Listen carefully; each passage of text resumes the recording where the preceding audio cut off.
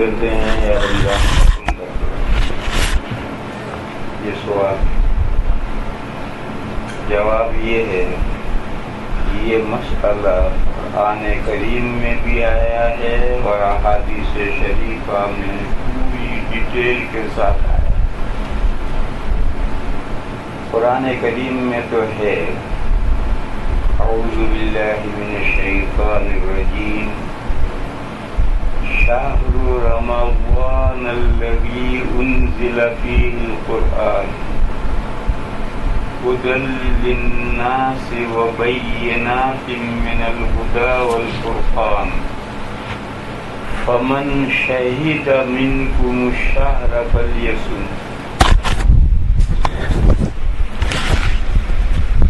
ماہ رمضان، month of رمضان، وہ month ہے، وہ مہینہ ہے جس مہینے میں قرآن کریم اتارا گیا ہے۔ رمضان کے روزے وائے 11 مہینوں کے روزے نہیں ہیں، رمضان کے روزے کیوں ہیں؟ رمضان میں تراویح وائے جب 11 مہینوں میں عشاء کے بعد تراویح نہیں ہیں تو رمضان شریف میں تراویح کیوں ہیں؟ یہ دو کوشچن ہیں، ایک کا جواب قرآن میں ہے، ایک کا جواب حدیث میں۔ قرآن کریم میں تو یہ جواب یہ ہے کہ رمضان کے روزے اس لیے رکھے گئے ہیں، فرض کیے گئے ہیں کہ ماہ رمضان میں قرآن کریم اتارا گیا ہے۔ شہر رمضان الذی انزل فیہ القرآن، رمضان کا مہینہ وہ مہینہ ہے جس مہینے میں قرآن کریم اتارا گیا ہے۔ اور یہ بات آپ جانتے ہیں کہ جس دن کوئی اہم واقعہ پیش آتا ہے، جس ویک میں، جس منتھ میں کوئی اہم واقعہ پیش آتا ہے تو اس کا سیلیبریشن لوگ کرتے ہیں، اس دن تقریب مناتے ہیں۔ تمام ملکوں میں آزادی کے دن ہوتے ہیں، ان آزادی کے دنوں میں فنکشن کرتے ہیں، لوگ خوشیاں مناتے ہیں۔ لوگوں کی جو سیلیبریشن ہے اور شریعت میں جو عید ہے، دونوں میں فرق یہ ہے کہ لوگوں کے جو عیدیں ہیں وہ ناچنے کودنے کی ہیں، اور اسلام میں جو عید ہے وہ عبادت کی۔ یہ بنیادی فرق ہے، اس کو ہمیشہ ذہن میں رکھنا چاہیے۔ اسلام میں جو بھی خوشی کا موقع ہے، سب سے پہلے اللہ کی بندگی کرو، اللہ کی عبادت کرو، ناچنا کودنا نہیں ہے۔ اور لوگ جو تقریبات مناتے ہیں تو وہ ناچتے کودتے ہیں۔ بس اس مہینے میں، رمضان کے مہینے میں، چونکہ قرآن کریم نازل کیا گیا ہے، اس لیے اس مہینے میں تقریب رکھی گئی ہے۔ وہ تقریب ہے پورے مہینے کے روزے رکھو۔ ایک سوال ہے کہ پہلی وحی شب قدر میں آئی، رمضان کی ایک شب قدر ہے، لہذا پہلی وحی شب قدر میں آئی ہے، تو قاعدے سے پھر ایک رات ہی کا فنکشن ہونا چاہیے، پورے مہینے کے روزے کیوں؟ اور اگر پورا قرآن نازل ہوا ہے تو 23 سال میں نازل ہوا ہے تو 23 سال تک روزے رکھتے رہو۔ اس کا جواب یہ ہے کہ مہینے کے وقت کے یہ پارٹس ہیں، رات، دن، ہفتہ، مہینہ اور سال۔ اگر سال بھر کے روزے لازم کیے جائیں گے انسان برداشت نہیں کر سکتے۔ ایک دن کا یا ایک ویک کا روزہ ہے تو وہ ناکافی ہے عبادت کے لیے، اس لیے درمیانی مدت مہینہ رکھی گئی۔ قرآن کا نزول اگرچہ شب قدر میں شروع ہوا ہے لیکن وہ شب قدر رمضان میں تھی، لہذا پورے رمضان کے روزے رکھے گئے۔ یہ اللہ پاک نے جواب دیا کہ رمضان کے روزے فرض کرنے کی وجہ اس مہینے میں قرآن کریم کا نزول ہے۔ یہ اہم واقعہ ہے انسانیت کے تعلق سے، اس لیے اس مہینے کے روزے رکھے گئے ہیں۔ اب اگر کوئی سمجھے کہ بھئی قرآن شریف نازل ہوا ہے، دنیا میں بے شمار بکس ہیں جو مختلف وقتوں میں لکھی گئی ہیں، اگر قرآن ایک کتاب نازل ہوئی تو اس کے لیے اتنی بڑی تقریب کہ پورا مہینہ روزے رکھو، ایسا کیوں؟ تو فرمایا جانتے ہو قرآن کیا ہے؟ یہ جو ساری بکس بھری پڑی ہیں، قرآن اور ان کتابوں کے درمیان میں بہت بڑا فرق ہے۔ قرآن کریم میں 2 وصف ہیں، ہدی للناس، تمام لوگوں کے لیے، صرف مسلمانوں کے لیے نہیں، تمام لوگوں کے لیے یہ گائیڈ بک ہے۔ ہر انسان کو اس دنیا میں زندگی کیسے گزارنی ہے، کس راہ پر چلنا ہے۔ جیسے اجنبی شہر میں جاتے ہیں، اجنبی علاقے میں جاتے ہیں تو روڈ میپ ہوتا ہے، گائیڈ بک ہوتی ہے، اس کے ذریعے سے راستہ جان کر چلتے ہیں۔ یہ دنیا بھی بھول بھلیا ہیں۔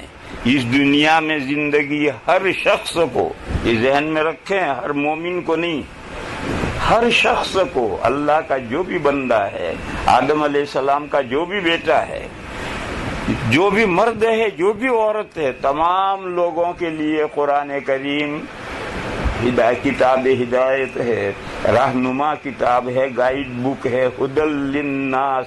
یہ ایک وصف ہے، یہ وصف دنیا کی کسی کتاب میں نہیں، چاہے وہ آسمان سے اتری ہوں، چاہے لوگوں نے لکھی ہوں، کسی کتاب میں یہ وصف نہیں ہے جو قرآن کریم میں ہے کہ ساری مینکائنڈ کے لیے، انسانیت کے لیے کتاب ہدایت، رہنما کتاب بن کر اتاری گئی۔ دوسرا وصف وَبَيِّنَاتٍ مِّنَ الْهُدَى وَالْفُرْقَانِ، دوسرا وصف ہے قرآن کریم میں ہدایت کی واضح دلیلیں ہیں،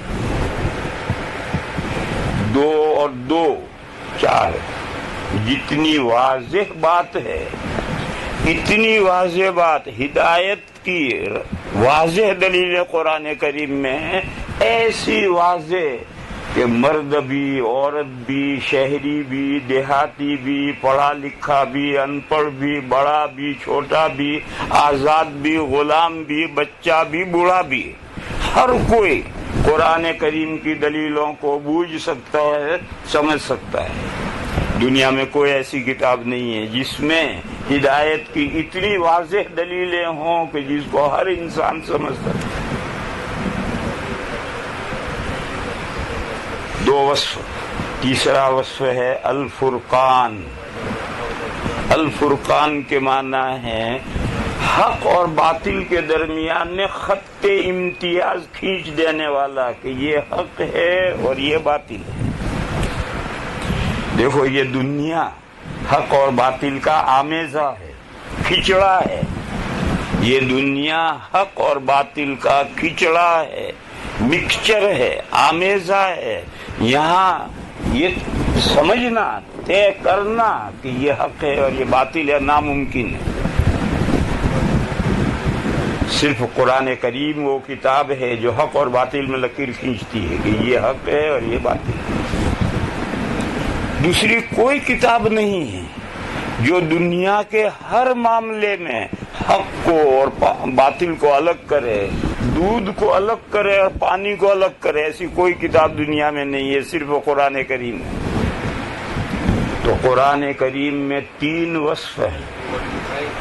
ایک ہدی للناس، سب لوگوں کے لیے یہ گائیڈ بک ہے۔ بینات من الہدی، ہدایت کی واضح دلیلیں قرآن میں ہیں، اور قرآن فرقان ہے، حق اور باطل کو جدا جدا کرنے والا ہے۔ ایسی 3 اوصاف کی حامل کتاب اللہ نے رمضان میں اتاری۔ جب رمضان میں اتاری ہے، دیکھو یہاں شب قدر نہیں کہا، شب قدر دوسری جگہ آیا ہے۔ اِنَّا أَنزَلْنَاهُ فِي لَيْلَةِ الْقَدْرِ، ہم نے قرآن کریم کو شب قدر میں اتارا ہے، لیکن یہاں شب قدر کا نہیں کہا، رمضان میں اتارا ہے، کیونکہ وہ جو ویلیویبل رات ہے وہ رات رمضان میں ہے، اور پورے رمضان کے روزے فرض کرنے ہیں، اس لیے یہاں شب قدر کا ذکر کرنے کے بجائے ماہ رمضان کا ذکر کیا۔ فرمایا کہ رمضان کا مہینہ ایک ایسا مہینہ ہے جس میں قرآن کریم اتارا گیا ہے، جس میں یہ 3 خوبیاں ہیں، لہذا فمن شہد منکم الشہر فلیصمہ، بس جس نے رمضان کو دیکھا، شہیدہ کے معنی دیکھنے کے، بس جس نے رمضان کو دیکھا بس چاہیے کہ وہ اس رمضان کا روزہ رکھے۔ جس میں لفظ ہے فمن شہیدہ کے معنی ہے دیکھنا، اسی لیے کسی معاملے میں جو گواہ ہوتا ہے اس گواہ کو شاہد کہتے ہیں، اور گواہی کو شہادہ کہتے ہیں۔ کسی معاملے کو یقینی طور پر جانتا ہے، آنکھ سے دیکھنے کی چیز ہے آنکھ سے دیکھیے، کان سے سننے کی چیز ہے اپنے کان سے سنیے۔ ایک آدمی نے بیوی کو طلاق دی تو جس نے اپنے کان سے یہ سنا ہے وہی گواہی دے سکتا ہے۔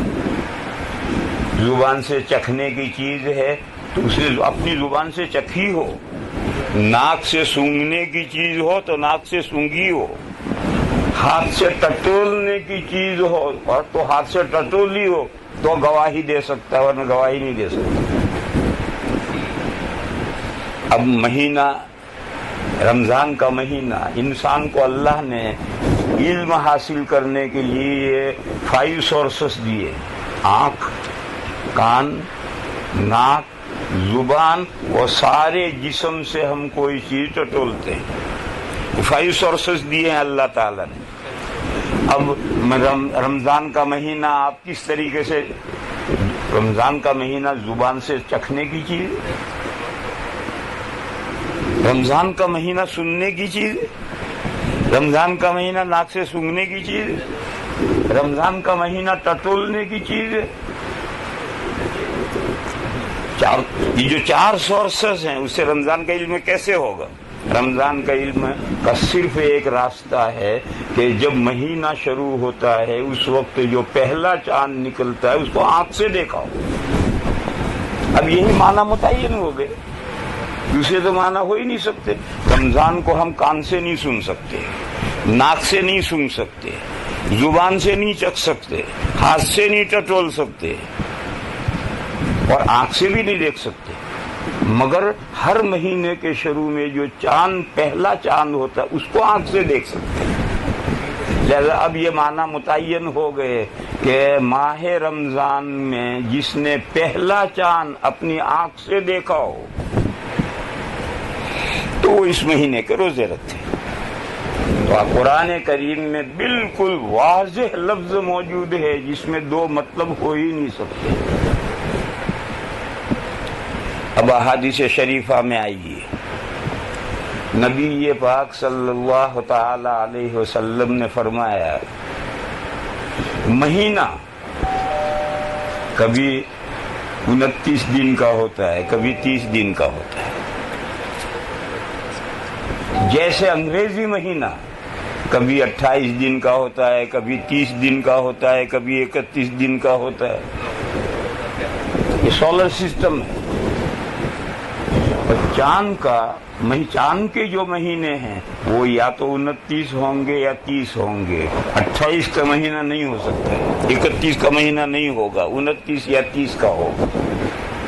لہذا حضور نے فرمایا الشہر ہاکذا وہاکذا وہاکذا وہاکذا وہاکذا وہاکذا، ایک انگوٹھا موڑ لیا کہ کبھی مہینہ 30 دن کا ہوتا ہے، کبھی مہینہ 29 دن کا ہوتا ہے۔ فصوموا لرؤیتہ، مہینہ دیکھ کر روزہ رکھو۔ 29 پر مہینہ نظر آ جائے تو مہینہ دیکھ کر روزے اگلے دن سے شروع کر دو۔ 29 کو اگر مہینہ نہ دکھے تو 30 دن پورے کر کے آگے روزے شروع کرو۔ 30 سے اوپر 31 کا مہینہ ہوتا ہی نہیں۔ اب اب آپ میرے بھائیوں غور کریں، 29 پر مہینہ دیکھ کر روزے رکھو، مہینہ کیسے دیکھیں؟ اس کو ایک شکل یہی ہے کہ ہر مہینے کے شروع میں جو چاند ہوتا ہے اور اس چاند سے مہینہ کا بگننگ ہوتی ہے، اس چاند کا دیکھنا مہینے کو دیکھنا ہے، اس کے علاوہ دیکھنے کی کوئی چیز ہی نہیں۔ دیکھو قرآن کریم میں تو شہیدہ لفظ آیا تھا، لیکن حدیث میں شہیدہ لفظ نہیں آیا بلکہ رویت لفظ آیا، فصوموا لرؤیتی وافطروا لرؤیتی۔ جب مہینہ تم دیکھ لو، یعنی مہینے کا پہلا چاند تم دیکھ لو تو روزے شروع کرو، پھر اگلے مہینے کا شوال کا جب چاند دیکھ لو تو روزے ختم بند۔ ایک صورت یہ ہے کہ آسمان کے کنارے پر بادل ہیں، گرد ہے، سرخی بہت تیز ہے، سب نے کوشش کی دیکھنے کی، چاند نظر نہیں آیا، لیکن یہ ممکن ہے کہ چاند ہو اور نظر نہ آیا ہو، بادل کی وجہ سے نظر نہ آیا ہو، گرد و غبار کی وجہ سے نظر نہ آیا ہو، سرخی تیز ہونے کی وجہ سے نظر نہ آیا ہو، ایسا ہو سکتا ہے۔ حضور نے فرمایا ہو سکتا، اس کا اعتبار نہیں۔ فَإِنْ غُمَّ عَلَيْكُمْ فَأَكْمِلُوا عِدَّةَ شَعْبَانَ 30۔ اگر تمہارے لیے چاند چھپا دیا گیا، یعنی بادل کے پیچھے ہے، غبار کے پیچھے ہے، سرخی کے اندر ہے، مگر ہم سے چھپا دیا گیا، تو حضور نے فرمایا کہ شعبان کے 30 روزے پورے کرو اور اگلے دن سے روزے شروع کرو رمضان کو۔ یعنی یہ جو امکان ہے، پاسبلٹی، تو ہو سکتا ہے بادل کے پیچھے ہو سکتا ہے سرخی میں ہو، گرد میں، اس کا اعتبار شریعت نے نہیں کیا۔ کیوں؟ وہ انسان کے بس کی بات نہیں ہے۔ انسان جہاں تک اختیار رکھتا ہے شریعت نے وہیں تک انسان کو مکلف کیا، لہذا اس صورت میں شریعت نے کہا کہ شعبان کے 30 دن پورے کرو، پھر آگے چاند دیکھنا کوئی ضروری نہیں ہے، کیونکہ اب تو ڈیفینیٹلی چاند ہے، مہینہ پورا ہو گیا۔ تو یہ حدیث شریف ہے، وہاں تو قرآن میں شہیدہ لفظ آیا تھا اور یہاں رعا رویت لفظ آیا کہ رمضان کا چاند دیکھو تو شروع کرو، رمضان کا چاند دیکھو تو عید کرو۔ قرآن و حدیث میں یہ آیا ہے۔ اس کے علاوہ ایک دوسری حدیث ہے، اس میں نبی پاک صلی اللہ تعالی علیہ وسلم نے صاف فرمایا ہے، نحن امت امیہ لا نکتب ولا نحسب ولا نحسب، ہم ناخواندہ امت ہیں۔ دیکھو عرب میں کچھ لوگ خواندہ تھے، میجورٹی ناخواندہ تھے۔ آج بھی پوری دنیا میں امت مسلمہ میں خواندہ لوگ ہیں، لیکن وہ انگلیوں میں گننے کے بقدر ہیں، میجورٹی امت کی ناخواندہ ہے۔ آپ کہیں ہمارے ملک میں تو سب خواندہ ہیں، اپنے ملک کو رہنے دو، آپ کے ملک کے اندر کئی فیصد مسلمان ہیں؟ پوری دنیا میں امت مسلمہ کتنی ہے اور کہاں کہاں بسی ہوئی، جنگلوں میں، پہاڑوں پر، بیابانوں میں، کہاں کہاں بسی ہوئی ہے، ذرا دماغ کو گھماؤ، تصور کرو۔ آج بھی امت کی میجورٹی ناخواندہ ہے کہ آج کل ذرائع مواصلات وسیع ہو گئے ہیں، ایک جگہ سے خبر دوسری جگہ بہت تیزی کے ساتھ پہنچ سکتی ہے، تو آج پہنچ سکتی 1400 سال تک کہاں سے پہنچ؟ مان لو کہ آج ایسے اسباب ہو گئے ہیں، 1400 سال گزر گئے، 1400 سال میں تو اسباب نہیں تھے۔ بس شریعت اپنے احکام کا مدار ایسی چیز پر رکھے جو فیوچر میں ویری فار، بہت دور جا کر جو احوال پیدا ہوں گے، شریعت کے احکام ایسی چیزوں پر نہیں مدار رکھا جاتا ہے۔ شریعت میں جو کرنٹ معاملات تھے انہی پر مدار رکھا گیا ہے۔ فرمایا کہ ہم حساب نہیں جانتے، آج بھی امت کی میجورٹی حساب نہیں جانتی، ہم لکھنا پڑھنا نہیں جانتے، ہماری امت کی میجورٹی آج بھی ناخواندہ ہے۔ پر جیسے نمازوں کے اوقات حساب پر نہیں ہے، نمازوں کے اوقات حساب پر نہیں ہے، نمازوں کے اوقات صبح دیکھو پاؤ پھٹی سحری بند کرو، پاؤ نہیں پھٹی کھاتے رہو، گھڑی میں کتنے بجے ہیں اس پر مدار نہیں ہے۔ آج تو گھڑی آ گئی اور تمام نمازوں کے اوقات آ گئے، کیلنڈر آ گئے، چھپ گئے، لیکن مدار آج بھی اس پر نہیں۔ جنگل میں، بیابان میں، پہاڑ پر ایک مسلمان ہے، اس کو کوئی گھڑی نہیں چاہیے، اس نے دیکھا پاؤ پھٹی سحری بند کر دی، چل فجر پر۔ سورج کا اوپر کا کنارہ نظر آیا نکلتا، فجر کا وقت ختم ہو، گھڑی میں کیا بجا ہے کیا نہیں بجا اس سے کوئی بحث نہیں۔ سورج ڈھلا، ظہر کا وقت ہو گیا، پڑھو۔ سورج جب اور ڈھلا اور ہر چیز کا سایہ اس کے 1 مانند یا 2 مانند ہو گیا، ظہر کا وقت بھی نہیں، بس پڑھو۔ سورج کا اوپر کنارہ ہم دیکھ رہے ہیں ایک چھپا، عصر کا وقت ختم، مغرب کا وقت شروع ہو، گھڑی میں کیا بجا ہے کوئی بحث نہیں۔ نہ کوئی کیلنڈر جاننا ضروری ہے، نہ کوئی جنتری جاننا ضروری ہے، نہ کوئی گھڑی رکھنا ضروری ہے۔ مغرب روشنی ختم، شفق غروب، مغرب کا وقت ختم، عشاء کا وقت شروع کرو، عشاء پڑھو۔ صبح پاؤ پھٹے گی وہاں تک عشاء پڑھو۔ دیکھو نمازوں کے اوقات حساب پر ڈیپینڈ نہیں ہیں، آنکھوں سے دیکھنے پر سارے نماز کے اوقات ہیں، ساری امت کا ایک ایک فرد اسی طرح سے فیصلہ کر سکتا ہے۔ اسی طریقے سے میرے بھائیوں، رمضان کے معاملات کو بھی آنکھوں سے دیکھنے پر رکھا کہ مہینے کا پہلا چاند دیکھو، روزے شروع کرو، مہینہ پورا ہو جائے روزے ختم کرو۔ حساب اور حساب سے فلاں دن چاند ممکن ہے، فلاں دن ممکن نہیں ہے، شریعت نے اس پر مدار نہیں رکھا۔ کچھ لوگ ایک سوال کرتے ہیں، وہ کہتے ہیں کہ نمازوں کے اوقات جنتری سے کیوں نمازیں پڑھتے ہو؟ جواب، جنتری سے نہیں پڑھتے ہم، کہتے حساب سے لوگوں نے نکال دیا ہے۔ اگر کبھی یہاں لکھا ہے کہ 6:03 پر صبح ہوگی، گھڑی بھی کہتی 6:03 ہو گئے ہیں، اور صبح صادق نہیں ہوئی تو اب بھی کھا سکتے، لکھے ہوئے پر اور گھڑی پر مدار نہیں ہے، مدار آنکھ سے دیکھنے پر۔ آپ کی گھڑی کہہ رہی ہے کہ 6:03 پر سورج نکلے گا اور 5:45 بجے سورج نکل رہا ہے، اپنے آنکھ سے آپ دیکھ رہے ہیں، تو یہ چھپا ہوا بھی غلط ہے، آپ کی گھڑی بھی غلط ہے۔ سورج نکل آیا، آپ فجر نہیں پڑھ سکتے۔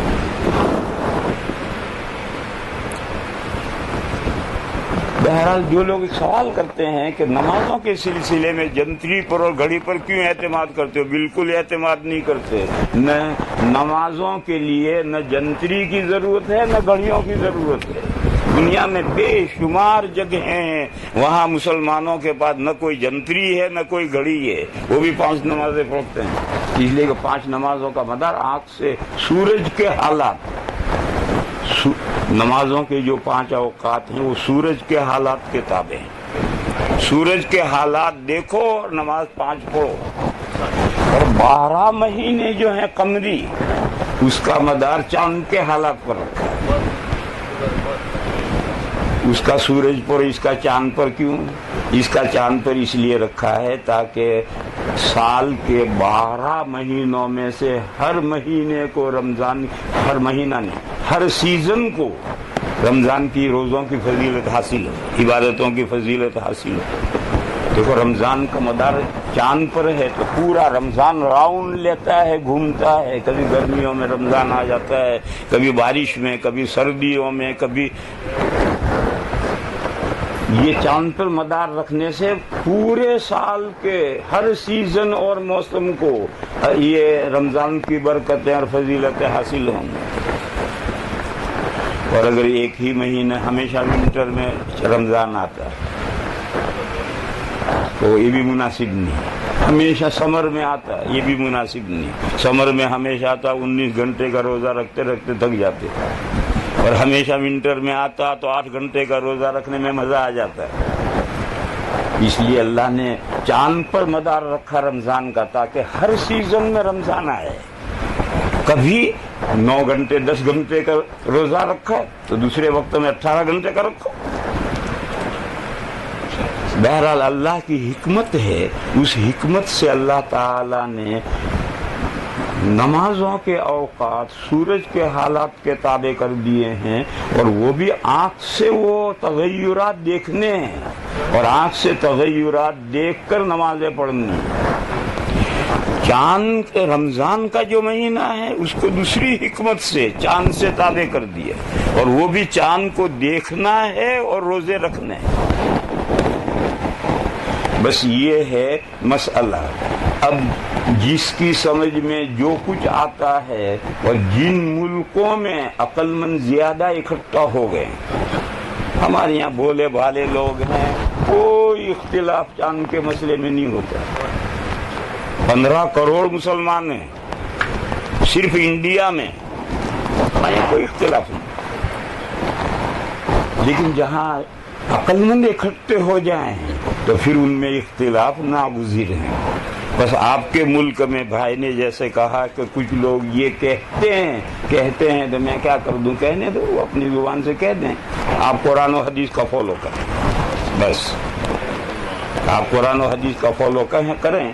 جو لوگ کہتے ہیں جو کرتے ہیں ان کو کہنے دو اور کرنے دو. ہر ایک دوسرے کے مائنڈ کے اوپر پابندی نہیں لگا سکتا ہے, ہر ایک دوسرے کی زبان نہیں پکڑ سکتا, ہر ایک اپنے فعل کا ذمہ دار ہے. میں نے بتایا کہ قرآن میں یہ ہدایت ہے, حدیث میں یہ وضاحت ہے, اور 1400 سال سے امت مسلمہ یہی کرتی آئی ہے, اور ساری دنیا کی میجورٹی مسلمانوں کی یہی کر رہی ہے. بس آپ کے ملک کے اندر کچھ لوگ دوسری رائے رکھتے ہیں تو وہ رکھنے دو. ہم اس کو کہاں, ان کو سوچنے سے ان کے دماغ کو ہم روک نہیں سکتے, بولنے سے ان کی زبان کو روک نہیں سکتے. ان کے بارے میں کچھ کہنا بھی بیکار ہے. جو قرآن و حدیث کی ہدایت کی میں نے پیش کر دی. آدھا گھنٹے کے بعد انہوں نے کہی تھی, پھر کہا کہ کھانا کھانا ہے. پھر کھانا کب کھائیں گے؟ چلو بھائی, ایک سوال نمٹ گیا, بولو آگے. کھانا کھائیں گے, اب آگے بات کرنی ہے کھانا. میں بھی تو یہی کہہ رہا کہ آدھا گھنٹے کا سوال جواب تھا, تو ایک ہی سوال میں آدھا گھنٹہ تو نمٹ گیا. اب دوسرا آدھا گھنٹہ کھانے میں نمٹو, اتنے میں مغرب کا وقت ہو جائے گا. کھانا نوش فرمائے, اللہ آپ کے کھانے میں برکت فرمائے. ہم لوگ اس لیے نہیں کھا رہے کہ ہم نے بہت تاخیر سے کھانا کھایا ہے, ابھی تو پیٹ میں سے آگے بڑھا ہی نہیں, تو اس لیے ہم تو رات کو کھائیں گے عشاء کے بعد بہت دیر سے. آپ حضرات کو ہماری وجہ سے اتنا بھوکا نہیں رہنا چاہیے. ہم پان کھائیں, آپ کھانا کھائیں. کھان پان ساتھ میں لفظ ہیں, آپ کھان اور ہم پان. سبحان اللہ, بھی پان.